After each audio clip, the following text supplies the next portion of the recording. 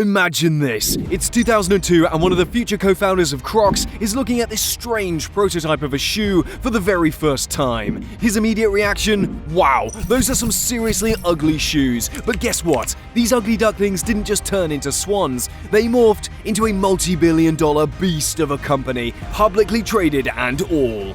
And here's the kicker, these funky foam shoes didn't just stop at making bank. Oh no, they ended up gracing the feet of Hollywood's finest, and even took a strut down the runway at Paris Fashion Week. So the big question is, how did three guys with absolutely zero background in footwear turn these ugly shoes into a global phenomenon? This is the wild, untold, and utterly surprising story of Crocs. Get ready for a ride because this one's a doozy.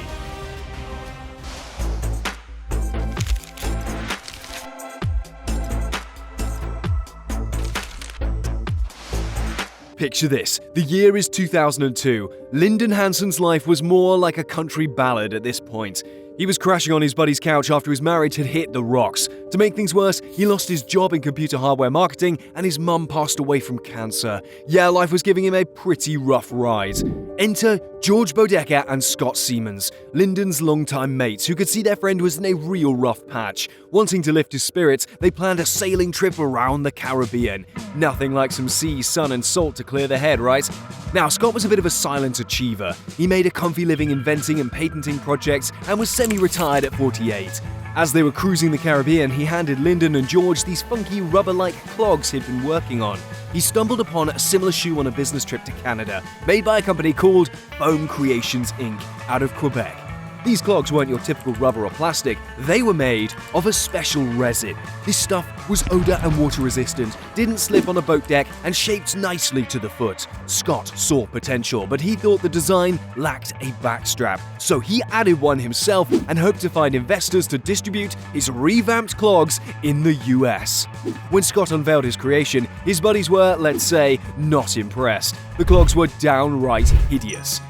But after actually wearing them and experiencing how light and comfy they were, they had a change of heart. They were all in. They even named the company Crocs, because like crocodiles, these shoes could rock it on land and water.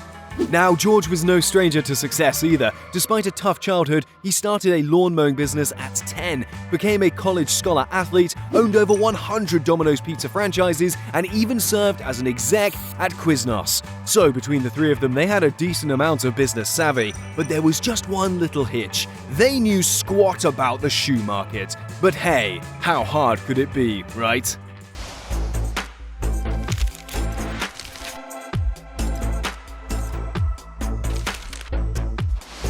Let me tell you, the first order of business for our ambitious trio was no walk in the park. They had this weird Canadian shoe in their hands now, and they had to figure out a game plan to bring it to the American people. So Lyndon was on board with leading the development of this big plan, while Scott was all set to tinker with the product. Meanwhile, George, being the money guy, chipped in with a hefty investment to kickstart this exciting venture. They set up their base in an office smack dab in Boulder, Colorado, and ordered their first shipment of the clog-like shoes. Now the big question was, how on earth were they gonna sell these things? After a bit of brainstorming, they figured one thing for sure. These shoes were a godsend on a slippery boat deck. With this in mind, they made a beeline for the Florida Boat Show in 2002. They had this hunch that the unique look of these shoes would pique enough curiosity for people to want to try them on. And once they did, they'd see just how comfortable and practical these bad boys were.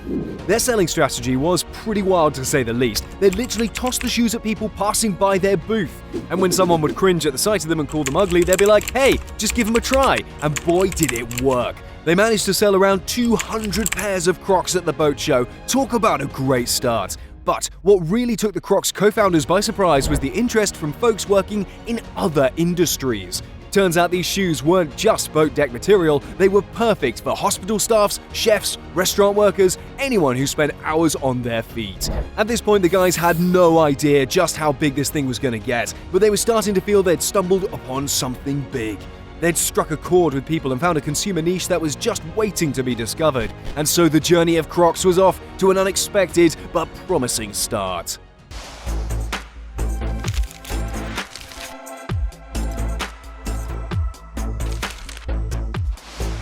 So Crocs were on a roll. Sure, some people were calling it a fad, saying that these funky-looking shoes were just a passing trend that was bound to crash and burn. But guess what? That crash never happened. In 2003, they sold a whopping 76,000 pair of Crocs, and between 2005 and 2006, their revenue skyrocketed by 226%. The founders weren't just sitting back and watching the money roll in, they were making some really smart moves.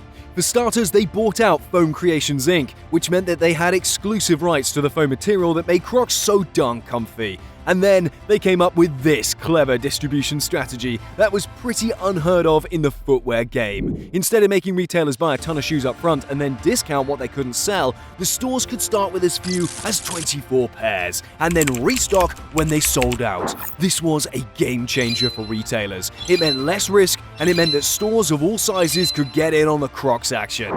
Now, it's true not everyone was a fan of Crocs, but you know what they say, there's no such thing as bad publicity. The more people talked about these ugly shoes, the more attention they got, and that was pure gold for the brand.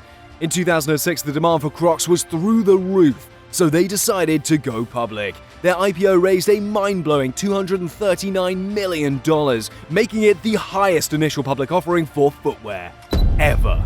That pushed the company's market value to over $1 billion. This crazy fast growth was a cash cow for the founders and their early investors. But let's be real, it wasn't all sunshine and rainbows. Trying to keep up with the demand was tough. Linden said that the relentless pace of expansion was taking a toll on the founders. They were working round the clock, trying to keep the business growing. But it seems like some were feeling the pressure more than others. And towards the end of 2006, things took a bit of a dark turn.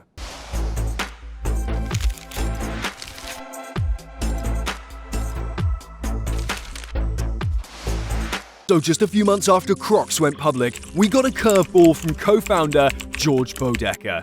You remember George, right? He's the guy who invited Linden to that life-changing boat trip. Well, he decides to make a phone call to his brother-in-law, and according to the police statement, he said, and I quote, "I'm gonna bury you so deep that no one will ever find you. I'm gonna slit your throat."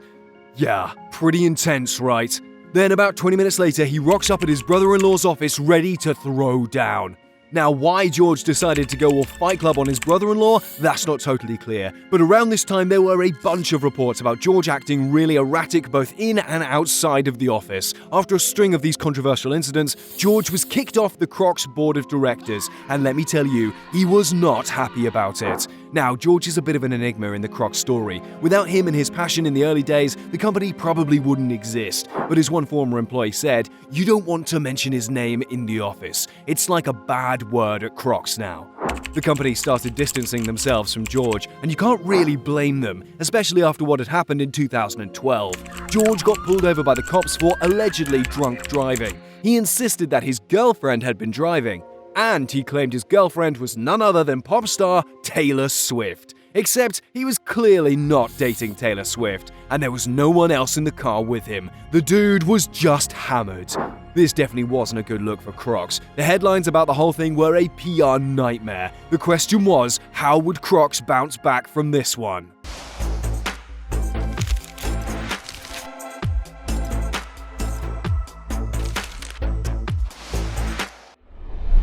So when George waved goodbye to his CEO position at Crocs, the person who hopped into his shoes was actually Ron Snyder, Linden's old buddy who had let him crash on his couch during his rock-bottom days. And you've got to give credit where credit's due. Ron steered Crocs into a whole new era of booming success. During his initial years, Crocs went from selling just 2 shoe models to pulling in around $250 million in revenue. The company's stock value, it was soaring.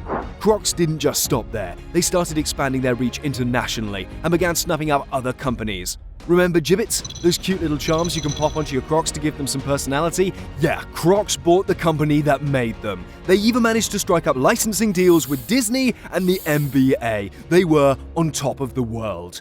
But then came 2007 and things started to go south. Like a lot of companies, the 2008 financial crash hit Crocs hard. Consumers stopped shopping, sales plummeted, and stocks followed suit. Crocs announced they were expecting decreased revenue and over the next few years had to lay off a bunch of employees. Their stock value, it was in the dumps. And as if they didn't have enough on their plate, in 2008 a company called Select LLC accused Crocs of violating a 1999 patent for a material super similar to Crocs' Crosslight. Then manufacturers of Crocs lookalikes started claiming that Crocs were just a knockoff of an Italian shoe that had been around way before Crocs, and Scott, our inventor friend, supposedly knew about it. All this speculation just made Crocs' stock tumble even more. But guess what? Crocs is still around. In fact, they're thriving. So how did they manage to resurrect the famously ugly shoe from the brink of extinction?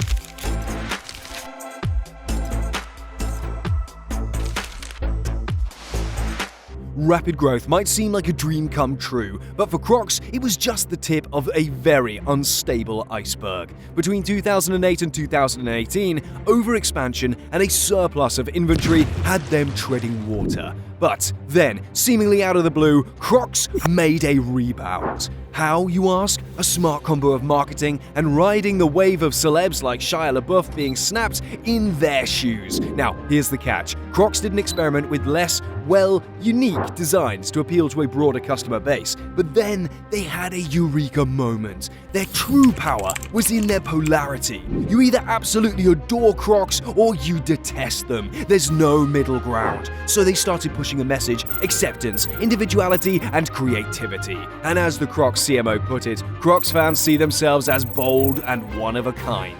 They painted wearing Crocs as an expression of a cool, carefree attitude that didn't give two hoots about what others thought. They doubled down on this message, with strategic partnerships with big names like Justin Bieber and Post Malone. Heck, they even teamed up with Kentucky Fried Chicken to create scented fried chicken shoe charms that smelled like, you guessed it, chicken.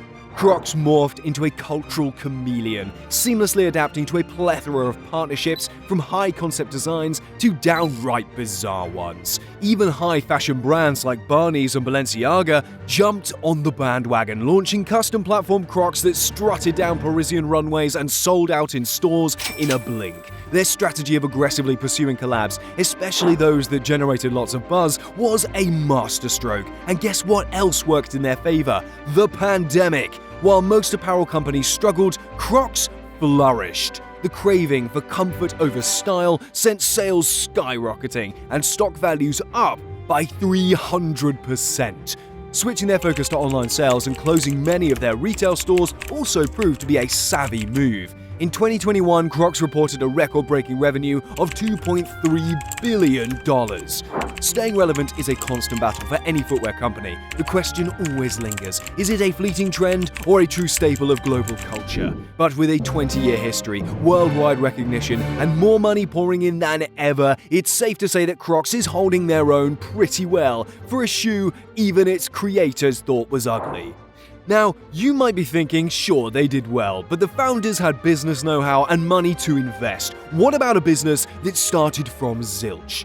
Good point. You should check out our mini-movie on Louis Vuitton, the story of how a homeless teen built the biggest fashion brand in the world. If you enjoyed this, you're gonna love that one. Just click the thumbnail on the screen and I'll catch you there. Cheers!